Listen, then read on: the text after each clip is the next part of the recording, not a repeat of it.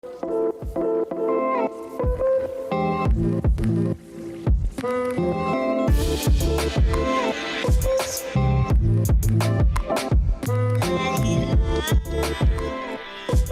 this is Sanyam Bhutani, and you're listening to Chai Time Data Science, a podcast for data science enthusiasts where I interview practitioners, researchers, and Kagglers about their journey, experience, and talk all things about data science.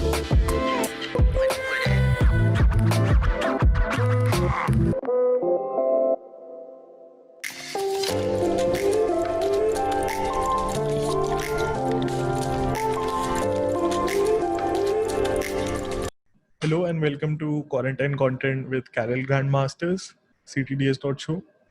In this episode, I interview the first competitions Grandmaster from Bangladesh, Dr. Shaikat Galib. Shaikat holds a PhD in nuclear engineering and has just become a competitions Grandmaster. As you expect, in this episode, we talk all about his journey on and off Kaggle. He's also a data scientist at H2O.ai, and we discuss his work at H2O. We also discussed their 13th position goal-winning solution to the tweet sentiment extraction Kaggle competition. So if you'd like to know more about that, please stay tuned. And without further ado, here's the conversation. Please enjoy the show.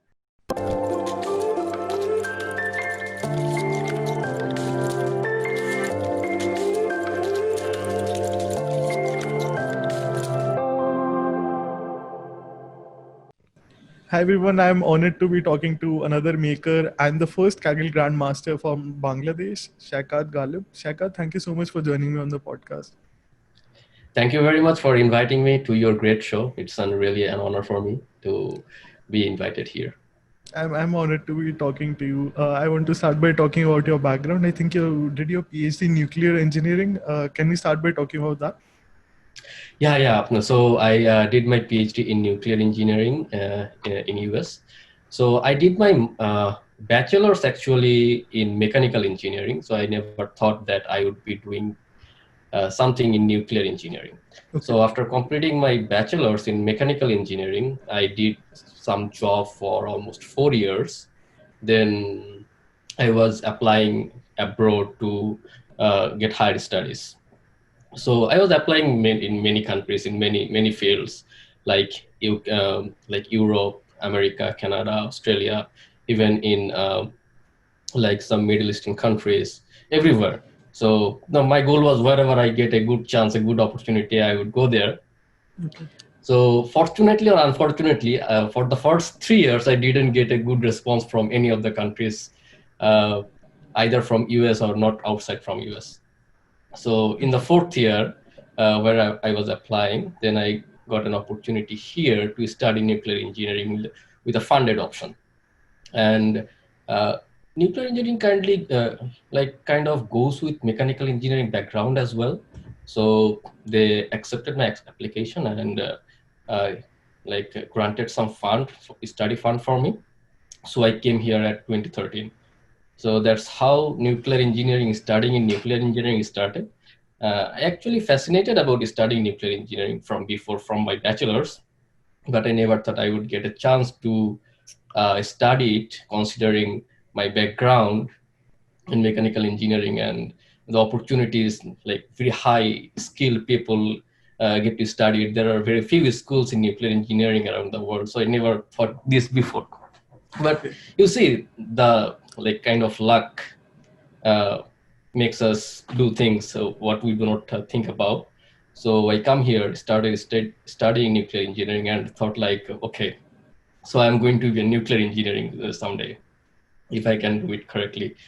So yeah, started studying nuclear engineering, and after that, my advisor told me, okay, so you need to find out from a dental CT scan image, where is the cancer is. Okay. So I thought, okay, I came to nuclear engineering to study nuclear engineering. So where these dental cancer images are coming from? Mm. So then I realized, okay, so this is not I thought about very narrow part of nuclear engineering, that nuclear engineering only deals with nuclear power plants, or nuclear submarines, or even nuclear weapons.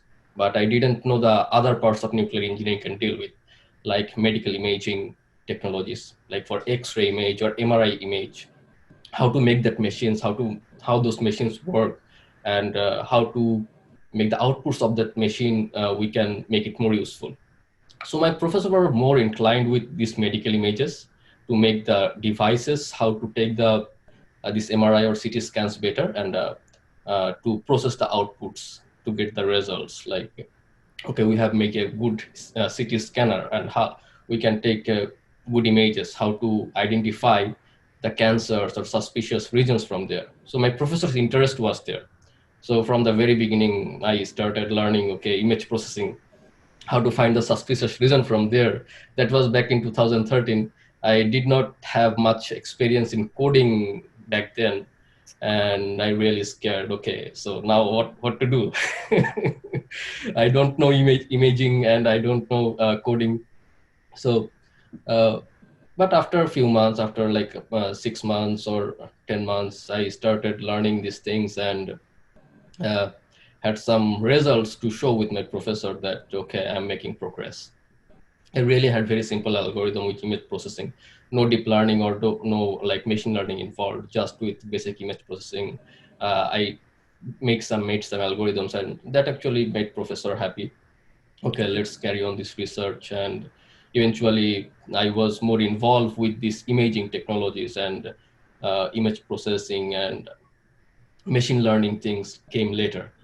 So that's how my nuclear engineering is not the engineering people think about. It's about more or less machine learning on nuclear images. So that's how my engineering started here. I was hoping you would be working on Tony Stark's arc reactor like materials, but it doesn't turn out like that. Yeah. Like to get a degree in nuclear engineering, you obviously need to work with those reactors, and need to do some basic coursework, as well as to need to do some research. I was also involved with teaching assistantship position here, so I was teaching some undergrad courses. The most interesting course to teach for me was radiation detection and radiation measurement. Uh, so in that course, I used to teach people about how these radiation sources are produced, and how to protect it, and how get protected from it, and how to get used to it. Um, Also, I did an internship in Idaho National Lab. So Idaho National Lab was US's uh, lead national lab in terms of nuclear technology. So they have the first ever uh, like nuclear reactor that actually produced electricity. Okay. And they have really nice reactor there, which produces nuclear radioactive materials, and they get to do business with that. So Interesting. yes, I have seen a good like a good type of advanced reactors, and most of the like in many places I could not enter as a foreign national, but I get the flavor of it, how it looks like. So, were the algorithms that you were working on, did those involve just plain OpenCV and DLib libraries? What did those look like early in the day? Sorry, what is that? So the computer vision pipelines that you had mentioned, did those involve simple OpenCV2 implementations, DLib library? What did those involve? Yes, right. So at first I was playing with MATLAB. So MATLAB has these built-in functions already. Right. Then I moved to C++, because back then at 2013-14, Python maybe was popular, but I was not familiar with it. There was no So, TensorFlow. I no think TensorFlow. No. AlexNet, sorry, what's the MXNet might have been there. I'm not too sure. MXNet was developing at that time, not that much popular, and I was not aware of this Okay. these frameworks were even there. Okay. So Got it. OpenCV, basic OpenCV, yes. My first algorithm was using neural network from OpenCV. OpenCV also has a neural network Yes. function there. So I used that to make one of my algorithms, and yes, that boosted my like confidence about this machine learning. That okay, I can like at least do something that can be publishable. But because one of my paper was published on that work. Got it. So when did Kaggle come into the picture? When did your Kaggle journey start among all of this? Okay, so Kaggle actually, after doing my master's in nuclear engineering, I got admitted into PhD in the same department.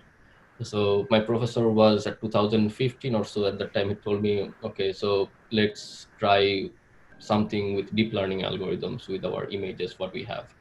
So at the time, deep learning was kind of a new term for me. I didn't knew much about it. So when my professor advised to learn more about it, then I started researching about deep learning, what it is and how it works. So I found some really interesting articles and blogs in internet that okay, someone in 2013 really make a convolutional neural network that made the uh, highest rank in ImageNet at 2013. Then I thought, okay, how did I miss that? That is the imaging algorithm at 2013, and I didn't know until 2 years. So yeah, that make a lot of interest about it. And as I didn't know anything about it, so I more dig into internet, like how to start learning it. Maybe online course or a course doing in my university, or learning from YouTube or learning from website. What would be the best option for me? Uh, so I started spending a lot of time, and during my digging, I found Kaggle, a website Kaggle. So there was nothing special on it. Okay, it's a regular website. So let's see what is in there. So I have seen there are some competitions posted there, and datasets are well curated. There are medical imaging datasets as well as some other domain-related dataset as well. And people compete and they discuss good things about how to approach a problem. So I just started a competition there just to make myself familiarize with a problem and how to build deep learning algorithms. That competition was a 5-month long competition. So I felt that, okay, 5 months is a good time for me to make me familiarize with this technology. This thing is completely new to me. So that was a fish detection competition. And I started that just make myself familiar. And fortunately enough, after the competition ended, I got a gold medal in there. Wow. And Okay. and I was not like very much excited about that. Okay, I got a gold medal. Maybe it is not that like competitive enough. And how come a newcomer like me, who is doing his first competition here and get a gold medal? So it must be very easy to do things there. So after that, I started like a second competition. And fortunately enough, in the second competition, I got my second gold medal. Okay, so that is like complete luck. So at that time, I was really spending a lot of time to make these things happen and make things work, and studying a lot and like doing one thing at a time, not like I want medals or I want reputation, not like that. Just learn and try to implement new things, try new things every day. Something worked, most of the thing didn't work. Yeah, and even at that time, I didn't know what people call an ensemble. Like they called, okay, I did geometric ensembling, and some people quite, okay, I did mean ensembling, I did stacking. So that terms were completely new to me. Okay, I made an algorithm good enough, so I submit it, get good score. That's fine. Maybe I train 2-3 similar models and average the prediction scores. That's my idea of ensembling. Yeah. But fortunately enough, that time that average ensembling work, and I didn't know that is called ensembling. And after that, I get more experience with Kaggle. After 1 year or two, I get to know that people use these terms, these fancy terms, geometric, stacking, blending, These terms all actually mean to the same thing, that, okay, you have prediction. So just make it something average in your way, Yeah. that it makes a more sensible prediction. So that's how Kaggle started, and it made me motivated, and I started getting fun out of it, because every time new problems came, like first problem was fish detection, second problem was a cervical cancer detection problem. So And third problem was, I think, satellite imaging. So every problem gave me a new view of the data, of how real world data would look like and what are the real world problems people are looking solutions for. Actually, that excited me, and I like did a few competitions in the first year, in my first year of PhD, like 2015 and 16. After that, I didn't get that much time to compete, like put that much time into competition, because I had to do my PhD studies and Yes. do research. So I kind of giving little bit of time, because mm, Kaggle excited me because of this new type of problems, and I can know like these various phases or various aspects of data science. So yeah, that's how Kaggle started, and I remained loyal to Kaggle over the time. Awesome. So, did you use that platform as a learning? Since many people tend to do that, what advice would you have for someone who's looking at Kaggle today to get started as a learning platform? Should they go out and do a course first? Just dive into a competition? How would you, let's say, tell someone who's from Bangladesh, has been inspired by your journey and wants to start their Kaggle journey today? Yeah, these questions I get from some people, that how to start this machine learning journey, because machine learning is kind of not new, but it's a buzzword in recent years, like Yeah. 2, 3, 4, 5 years. So many people got interested about it. So in my case, I just started to see a problem, like to get to know a problem and how to solve that problem. Uh, like what are my available tools to solve that problem, and get a list of that, what are the available tools and what tools I can play with. There is a top-down approach and bottom-up approach. Which one you call top-down approach? To get to know the problem first and find the possible solutions, or get to know the possible solutions first, then start with the problem? So, the definition I know is top down. You get to see the whole picture, and then you reverse engineer sort of the shorter parts. Yeah. So it's a top-down approach that I would prefer, because when you have a problem, the bigger picture, then you have more motivation to solve the problem. Like if you know you have to drive from point A to B, then you can think in a container. You can think that, okay, I can go there by a plane, I can go there by a car, or I can go there by a bicycle. So which one I should choose, and which one would be most suitable for it? So getting a big picture is kind of important for me, because I got the motivation from there. But Right. many people do the traditional way, like the traditional way. Okay, I need to know convolutional neural network. I need to know gradient distinction, and how these things work. I need to have a good idea with this, and then I can jump into the problem.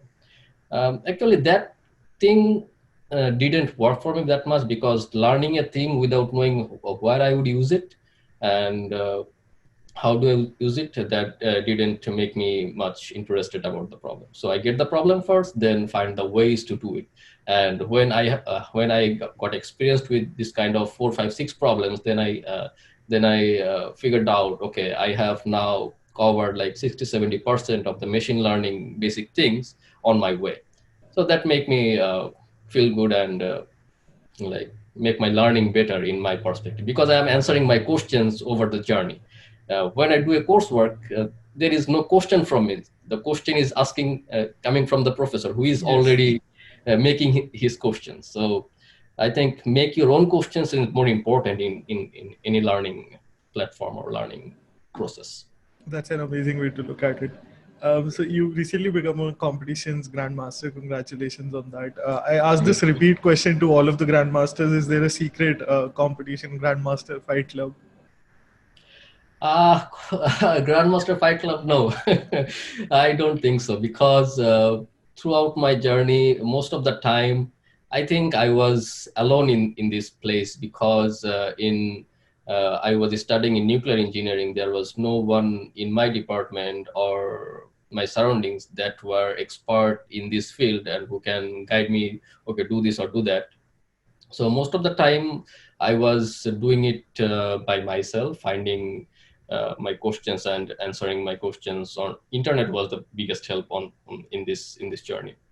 So no Fight Club until now. And recently, after joining H2O, I got a lot of friends, a lot of colleagues who are very great at approaching or learning or implementing these problems, and very good at in kind of intelligence level. They can think clearly and clear view and good experience. So now I have like people to share the experience, people to share the thought process, which in terms improves my thought process as well. And that actually helps when you have similar minded people around you, then you get better every day in a faster pace. Previously it was like me actually trying to find out, okay, what to do now. So maybe that time I spent 70% of my time in failure. Hmm. Okay, this thing didn't work, this thing didn't work. Now I think it came down to 30% of my time I do things that goes down to failure. So that how it helps. This is also a repeat question, I think, but as a Kaggle fan and many Kagglers relate to battle stories. So, do you have any favorite memories, any favorite battle stories from being active over all of these years? uh, okay, so yeah, anytime like somebody asks me about Kaggle favorite stories, I have this one story that is my what I was discussing, my first competition uh, in fish detection. So that was it was my favorite because it actually helped me to build myself out from nowhere, like no experience or no proper guidance. So that time, I actually tried to make my algorithm as from a very novice perspective, and I went down a long route to make it as good as possible. I tried everything. I tried like most of my energy to make that problem solvable. So what I did, I like people are smart now. People are smart back then. But what I did, I scrapped some images from internet. People scrap images from internet with a simple script. They can do that in like 2-3 days of time. They can annotate images in 2-3 days of time. But back then, I downloaded like 2,000, 3,000 images uh, manually. Then I draw boxes to the images manually. That manual drawing took me 7 days, like Wow. working 4 or 5 hours a day, just drawing the boxes. It's nothing coding, nothing that. I can do that nowadays in 2-3 days with something semi-automatic process. But back then it was like very tough for me to cope up with these things, because I knew like I had an impression that if I give more data to my neural network, it will perform a little bit better than others. So let's try to have some more examples. If I have like 2,000 training data there and I can arrange 1,000 more data, my algorithm will be a little bit 0.001% better. Yes. So that was my motivation, and I did this manual job for a long time, and actually that rewarded somehow. And that was my favorite competition and my favorite starting in Kaggle and almost in data science journey. After Amazing. that, I got more experience, more and more experience, got more tricks, got more like prepared scripts. So it was a little bit easier after that. But first one, it was really intense for me. Okay. So, all of us, we look up to Kaggle Grandmasters as the benchmark of the field, as the hero of the field. What does it take to become a Kaggle Grandmaster, in your opinion? Throughout these years of being, as you said, loyal to Kaggle, how much time do you think you've invested? How much efforts have gone into that? That's a good question. So I think for me, I spend a good amount of time. I think every Kaggle Grandmaster or even masters who are doing well, I think most of them are spending a lot amount of time. Usually, if I think how much time I spend on average, it was like 5-6 hours before when I was grad student, when I was actively doing Kaggle competition. And nowadays it become lower, like 2-3 hours a day in the beginning of the competition. Maybe it goes to 6-7 hours in the last week of the competition. So it depends on how when I started. and when, like how long before I started and how much time is left to end the competition. Like last week, usually the most intense, and whatever experience you have, I think still you need to spend a good amount of time trying different things to get that 0.001% improvement. Because the baseline is pretty good for like everyday commercial work. Yes. Whatever algorithm we make for an industry, we usually adapt the most simple and easily maintainable model. We don't care about this 0.1% accuracy. The 0.1% accuracy makes it more complex to maintain and for complex to understand for somebody else. But for Kaggle, it's not. It's like how you It's get AutoML. 0.001. So that's how the time actually we spend the time. For somebody who is coming to Kaggle, I think from my experience, the opinion can vary from person to person. At least he needs to try one problem very seriously, try to learn everything to solve that problem, and try to implement something, if not every day, if every other day, and try to learn something new, if not every day, if in every other day. So like continuous work, you are doing this thing every day is important. It can be 1 hour, 2 hour, or 3-4 hours, whatever it takes.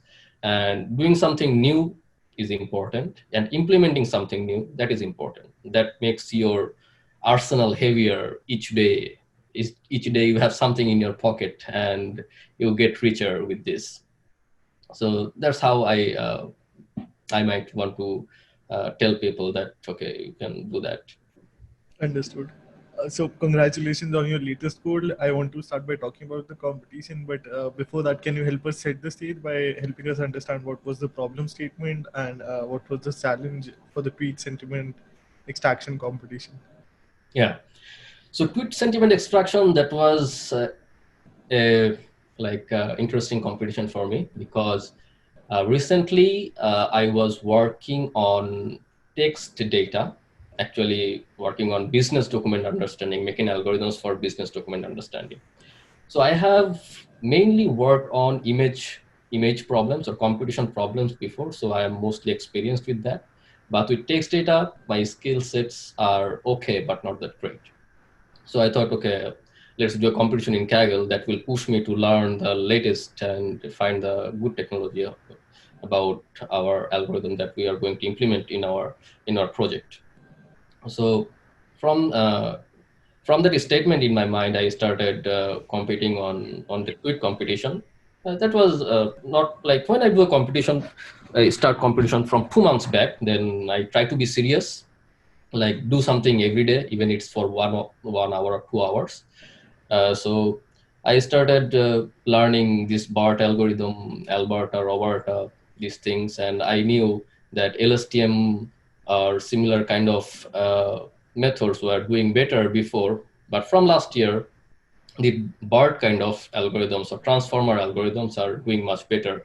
So was this your first exposure to the transformer, to playing around with the transformer Right, architectures? correct. This is my first exposure, you can say that. So I played with LSTM before, but it was like two years back. But for transformers, it's my first competition, also my first real make my hand dirty experience.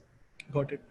So I started reading about BART, and I started reading about how Roberta came out, and it was really helpful to read about Abhishek's kernels and his YouTube videos. He was started sharing with people, so that also helped me a lot. And started reading blogs, so got some basic idea about how these things works, and got some really useful like GitHub repos to try these things out. So that's how we started. First 2-3 weeks just implementing and experimenting with BART and Roberta algorithms, their tokenizers, and discovered that these have very different tokenizing styles, and like one algorithm is difficult to ensemble with another algorithms. output type because of this tokenizing.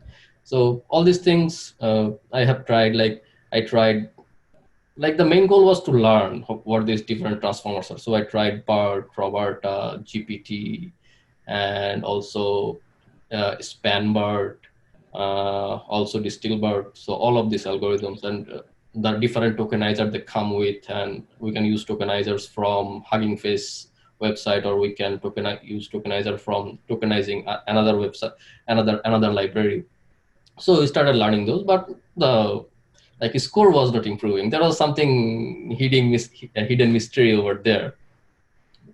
And as usual, Kaggle community is great. They share some little things in the discussion in the forum or in the kernels.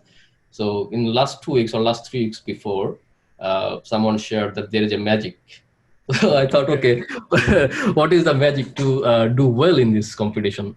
So I started looking at the data more closely and find out that, okay, so there might be magic that is the noise in the data set. So what is the noise? Noise is like the Kaggle collected the data from a third-party service. So they provided the indexes of the selected text. But when Kaggle processed the data on their own, the indexes got changed or text got changed. So whenever a text comes in, like I got mad. So mad should be the like selected text for this sentence, but somehow the ground truth file provided some some characters from got and some characters from mad. So it's not like what our models is predicting. It never can got this noise, like because of this Kaggle authority they did this something incorrectly. So ultimately, in the final 2 weeks, the competition began to predicting noise. So how to not predicting the correct thing, but predicting the wrong thing, which will increase the score. Interesting. Okay. Yeah. So we figure out this happened because of the extra white spaces inside the text. So that got messed up with the real selected text. So many people did the post processing on that, and many people actually uh, did model that noise using neural networks or these transformer models. Actually, that was very smart. I did not do modeling to predict noise. I use post processing, but many people who actually did modeling to predict the noise, they were in the top 10 places. So that was the main challenge for me to like predict the noise. What is the noise? Predict the wrong thing.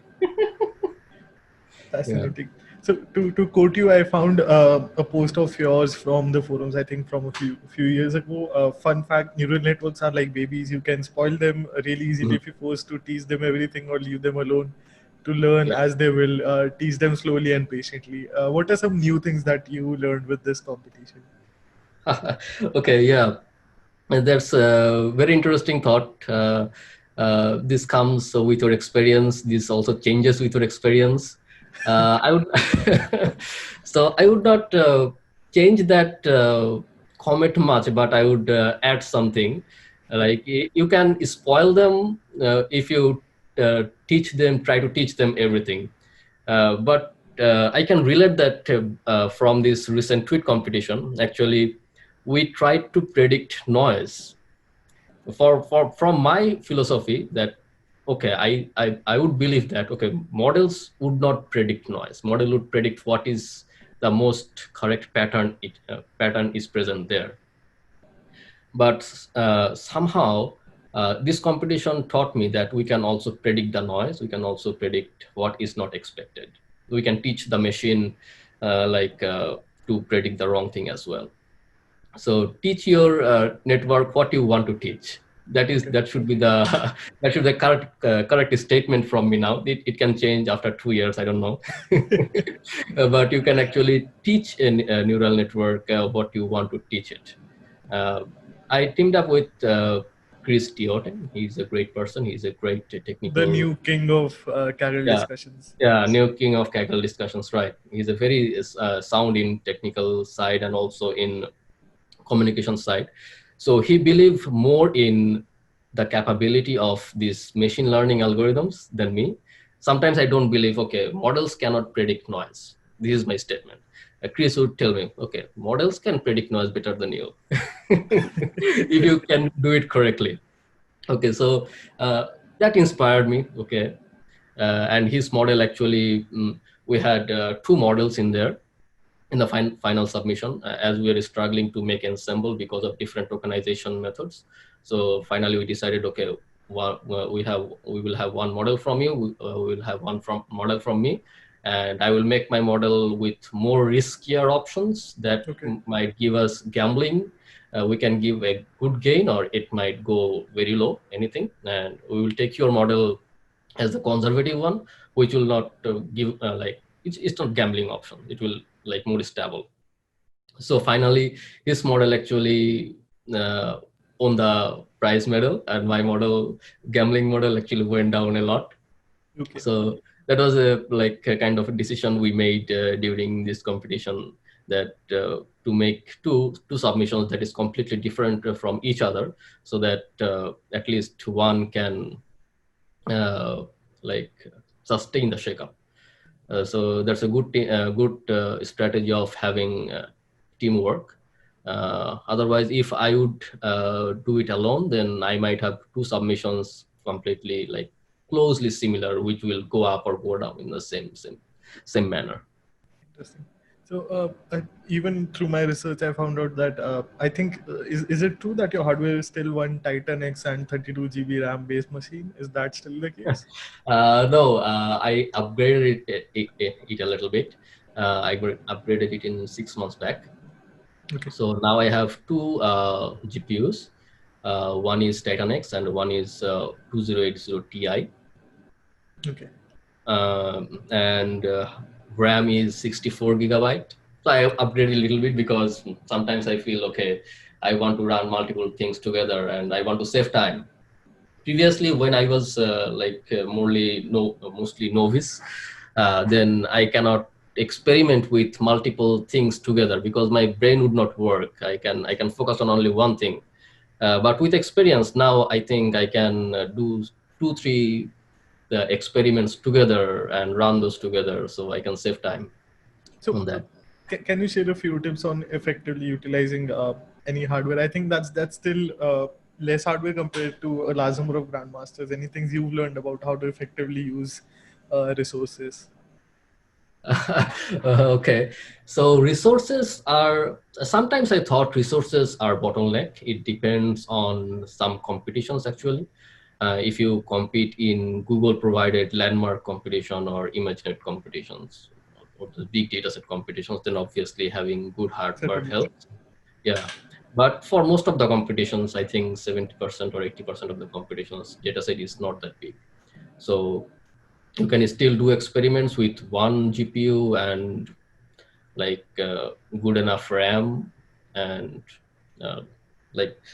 average kind of hardware. I think you can do good, because when you have one hardware, then you can more focus on your methods than the hardware, and that's actually helps not to distract. And I think it's not necessary to have very good hardware to do well in Kaggle. But some grandmasters you are talking about, or masters, they become grandmaster because they have passion about Kaggle and learning or training big models over and over again and experimenting, and they also want to save time. So I think they have a good setup. Without big setup, they will be equally as good. Yeah. Surely. So I'd love to know more about the final solution for you that made it to this competition, and the decision-making process that went behind this. Looking back, because I think the few months are very intense and a lot of decisions are involved. So if you could share. Right.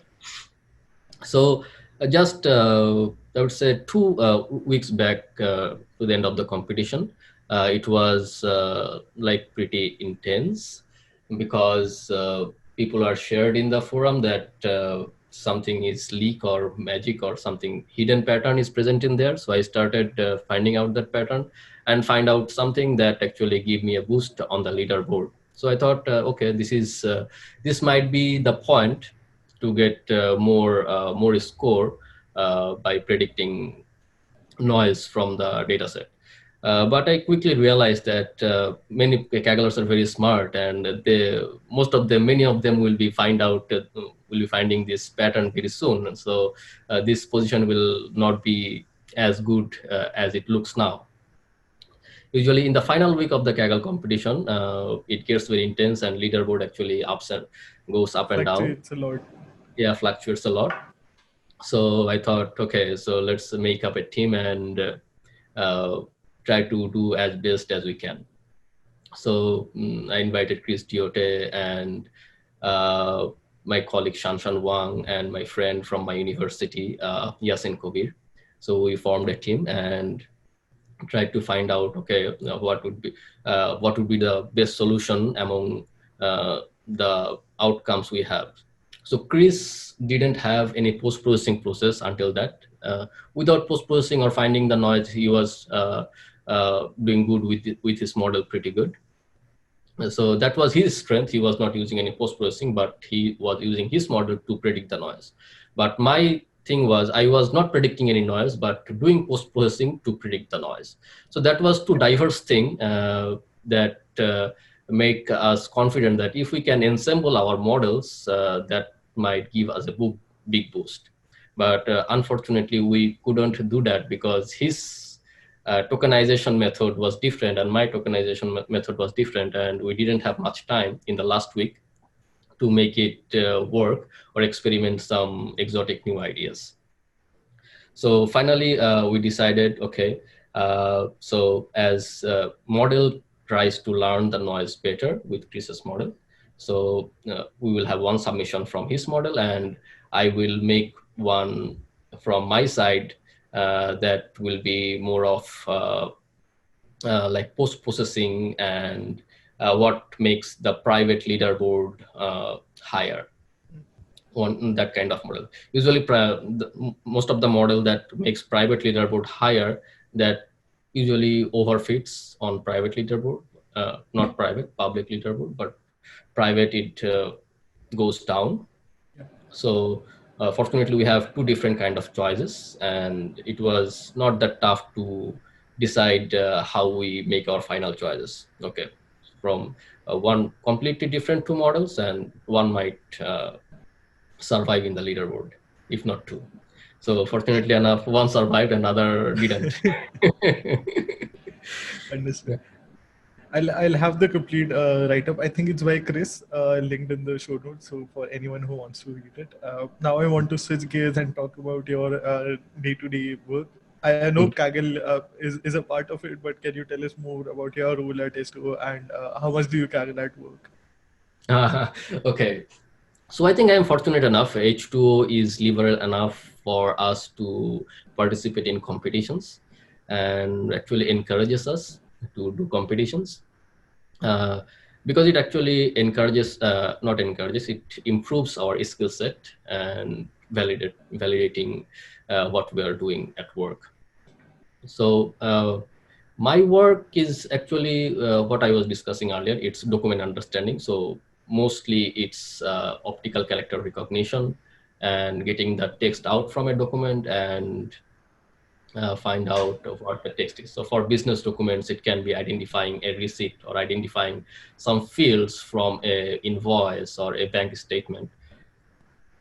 So those kind of works. Actually, I think many companies would provide their employees training for getting good skills to do their work better. But from my perspective, I think if an employee is doing Kaggle competitions, he is in fact doing his training without the company paying for him. So fortunately enough, H2O recognizes Kagglers well and their style of working. So I never got any pressure from my supervisor or my manager that, okay, workload is too high now, so you must stop Kaggle and do your office work now. So I have always been privileged to have some time, extra time from my work when like last week of competition. So even if I spend 1-2 hours from my work, even it's okay for most of the time. So I think Kaggle and work is well balanced. I do most of the time Kaggling at night, like after work hour. But I think with over time, it burns people out. You're Yes, working in the day, and Kaggle competition is not something like you can do very lightly. So certainly. I try to do one competition at a time, not many. Okay. So Yeah. can you help us understand and appreciate OCR as a problem better? Because there are many open source frameworks. Some might argue it's a simple problem. What's the challenge here to help us appreciate it better? Mhm. Yes, OCR problem is something I deal day to day for my work. Uh, it's a really challenging problem because OCR is something you are reading from a document that can be scanned, that can be electronically generated, that can be taken from a mobile camera. So there can be so many variations of OCR, or even OCR comes to reading text from the street signs or from the grocery store signs or reading the number plates. So they come in very different styles. So there is no, I think there is no algorithm that fits all of these problems. So um, we actually try to make OCR algorithm that fit a particular problem, then always fits every kind of problem. Obviously, the open source OCR algorithm Tesseract is one of the best around the world. We can use it for approaching almost all the problems. It's very good for like clean text or clean documents. But when you have business documents that can have bad scan or taken from mobile camera, this algorithm might not work well. Then you might want to train your algorithm, OCR algorithm, and text segmentation algorithm. So there are many algorithms comes one after another that can be better suited for your work. Like if you want to use Tesseract for a like car number plate detection, probably that will not gonna work well. And Mm. what you're gonna do, like you may not be able to collect all the real world number plate data. So will make an algorithm. You will make you can try to make a synthetic data set and try to make your own OCR engine out of that data set and see how it works. And like that type of ensembling is also there. You can make a different OCR algorithm. That is one can be trained on LSTM models, and another one can be trained on some other models. I don't know. Uh, so and try to ensemble those algorithms to get your best results. So OCR is always a problem for non-standard type of text reading. Understand. Yeah. So you joined H2 as an intern, I think during your PhD days. Later you came back and joined as a in a full time capacity. Can you share more about your journey? How has the journey been for you at H2? Yeah, sure. So I was interviewed like until I joined H2 as an intern. I have never had an idea that I would work for a software company or machine learning company for my future job perspective, because I was doing an internship in Georgia, not George, Washington University in St. Louis Okay. in a radiological oncology department. So in that place, I was working with CT scanners and MRI machines, and to how to get that image better and process that image with deep learning algorithm. Then I got like a Kaggle Master title, I think, sometime around that time, and some recruiter found my profile from LinkedIn, and he asked me if I would like to have an interview with these machine learning companies like Data Robot or H2O or this type of companies. So I said, okay, there is no harm in doing some interviews, though I was sure that I will not be hired because I'm not in this coding field or this machine learning field they are working on. So then they fixed up an interview with H2O. I talked with like 4 people over the phone. I talked with Mark, Venkatesh, and John, and like some other people. And finally, they actually liked my profile and invited me to do an internship in H2O. So I was working with Mark at that time for my internship in H2O, and I like the work environment very much, that I can work from remote, and work environment is pretty open. You have a like good amount of freedom to work, and it's not like rigid or classical companies like you have to sign in at 8 a.m. and sign out at 5 p.m. It's not like that. So I like the work environment, and finally when I graduated from nuclear engineering after 1 year, then I contacted again with H2O that if we still would be like to hire people. So they said yes, and I didn't interview anywhere else. So let's work here. It's good. It's like I enjoy this place, working for this place. Fortunately for us. So this is also a repeat question on the podcast, but you hinted towards this. What does the maker's attitude, the maker's going to make philosophy mean for you? Okay, yeah, that is one thing I like about H2 as well. So Sri, his philosophy he shared that he thinks every maker is like his has his own company. Like every maker, their hobby or their like a project that they made during their pastime, that can be a great product for H2O. So our CEO, he encourages us to make your own project, play with your own data, and find out your own idea.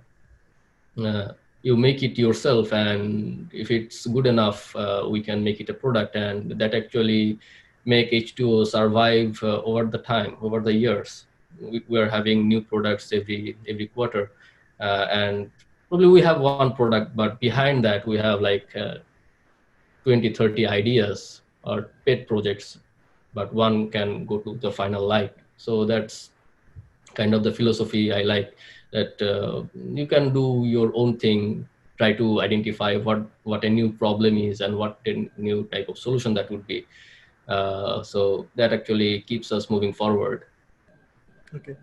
So driverless AI, I think the next version will have some, not the complete, pun intended, complete vision of computer vision, but some flavor of it, and eventually we'll roll out the complete suite that we want to support. What are your thoughts on AutoML applied to computer vision?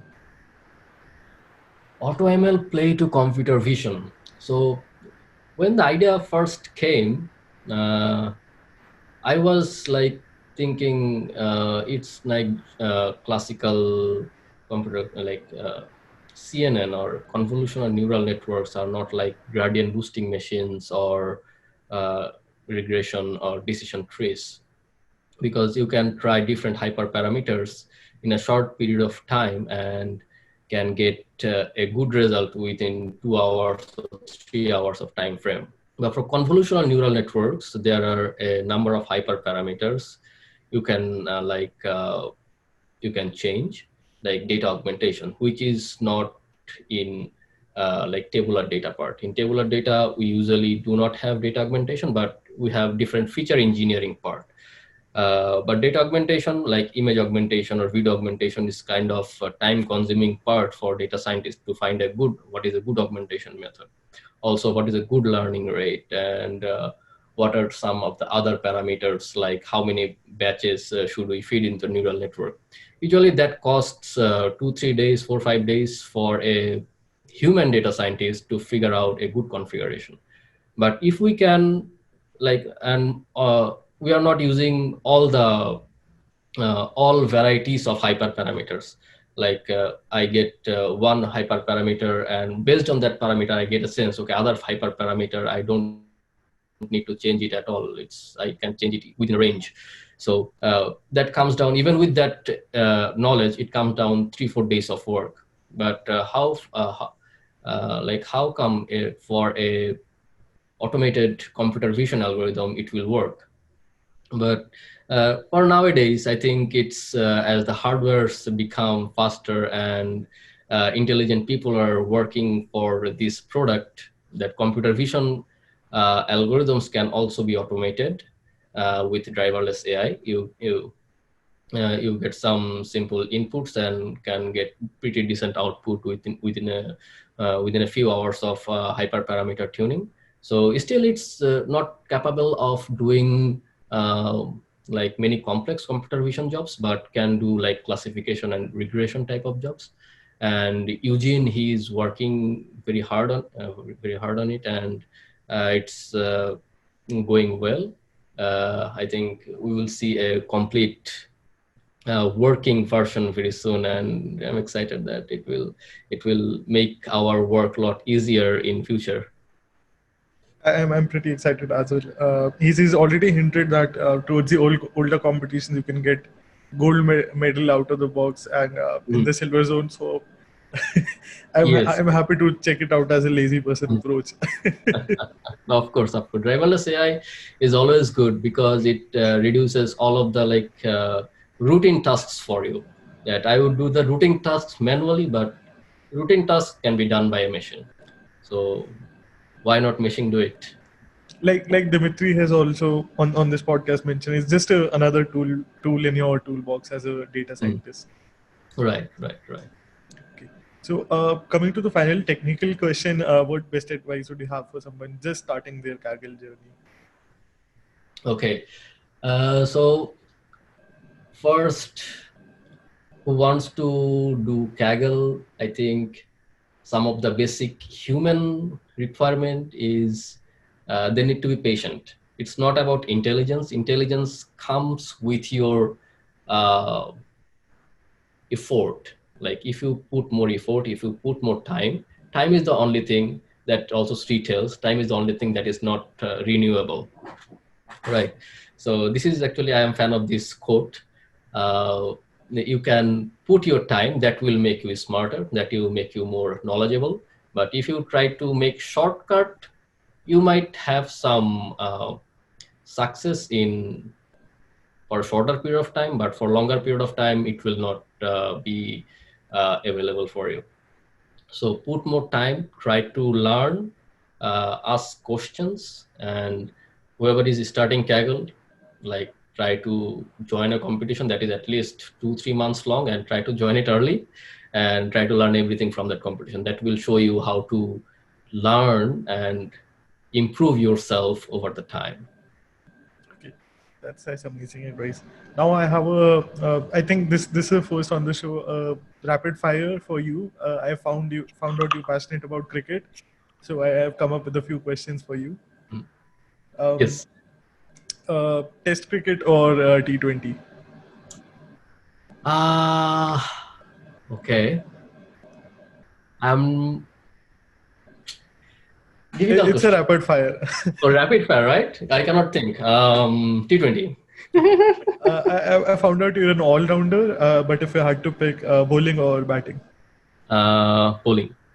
Okay.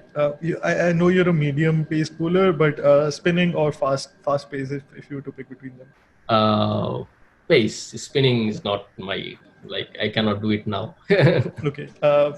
Final one. Favorite memory from any World Cup series.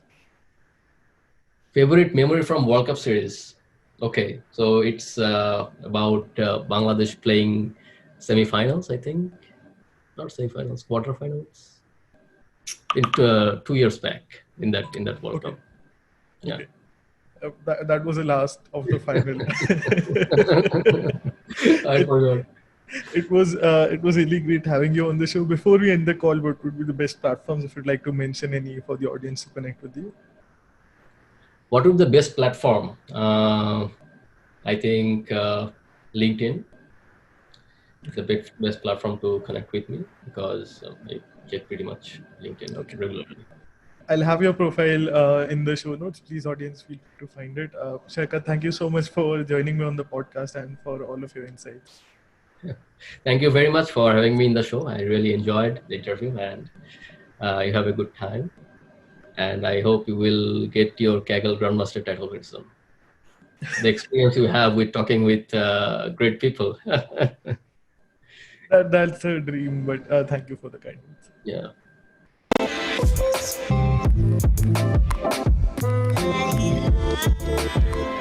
Thank you so much for listening to this episode. If you enjoyed the show, please be sure to give it a review or feel free to shoot me a message. You can find all of the social media links in the description.